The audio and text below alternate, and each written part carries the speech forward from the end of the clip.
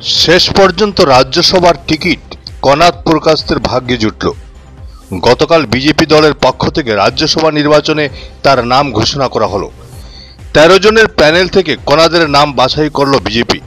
আগামী 9 জুন রাজ্যসভার নির্বাচনে মনোনয়নপত্র জমা দেবেন কনাদ। তার এই টিকিট প্রাপ্তিতে কাছাড়ের বিজেপি মহলে খুশির জোয়ার দেখা দেয়। সোশ্যাল মিডিয়ায় অনেকেই অভিবাদন জানান কনাদকে। তার বাবা উত্তর পূর্বে বিজেপির স্থপতি প্রাক্তন কেন্দ্রীয় মন্ত্রী কবিন্দ পুরকাস্ত ছেলের এই টিকিট পাওয়ায় খুব খুশি। দীর্ঘদিন থেকে বিজেপির বিভিন্ন সাংগঠনিক কাজের সঙ্গে যুক্ত কনাদ। 2011 সাল থেকে তিনি বিধানসভার টিকিটের দাবি জানিয়ে আসছিলেন, কিন্তু প্রতিবার তিনি ব্যর্থ হয়েছেন। এবারের উধারবন্দ বিধানসভা আসনে দাবিদার ছিলেন তিনি, কিন্তু তারা ভাগ্যে জুটল রাজ্যসভার সাংসদ পদ। অনেকটা বন্দুক চেয়ে কামান চাওয়ার মতো। Bureau report, Barak vision.